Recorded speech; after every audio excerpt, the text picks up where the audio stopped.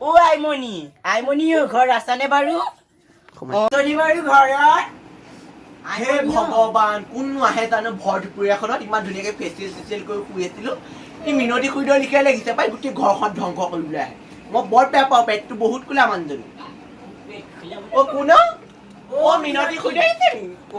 আহকচোন আজি বা কি মন কৰি আহিলে মোৰ ঘৰলৈ তোৰ গৰু ছাগলীখনে মোক গোটেই বাৰীখন পিটপিটাই ফুৰিছে। খুৰীদেউ আপোনাক মই কেইবাবাৰো কৈছো গৰু ছাগলীৰ লগত মানুহৰ লগত দন কৰিবলৈ নাহিব আপোনাৰ যে গোটেই হাঁহ কুকুৰাই মোৰ ঘৰৰ হাঁহ কুকুৰা কয় মই ফুলৰ পুলি এটা ৰুব নোৱাৰো আপোনাৰ কুকুৰা হাঁহ ছাগলী বা নিজৰ কেইটা ভালকে চম্ভালিব মোৰ হাঁহ কুকুৰা কথা বাদে মোৰ দে মতাই তোৰ পকৰৰ কাৰণে পিছা এৰা নে তোমাৰ মতা মোৰ পকত গৈছে তোমাৰ মতা বুজাবা তোমাৰ মতা হৈছে এটা চৰিত্ৰহীন মোক তই চৰিত্ৰহীন মাইকী মানুহে মতা মুহে তই মতা মোক মুহি দিছ একদম তুমি মোৰ জমিনত থাকি মোক ডাঙৰ কথা নকবা তোমাক চুলি মই জাল জাল কৰি এটা কথা নকবা আকৌ তুমি আপুনি এটা মোৰ কথা ঘৰৰ জমিনত ৰাখি চুলি মোক জাল জাল নকবা আকৌ। কৰি আপুনি বেছি কথা কয় হাইৰাম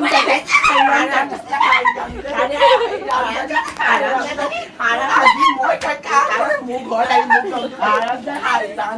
আহি মোক আজি এই মই আজি এই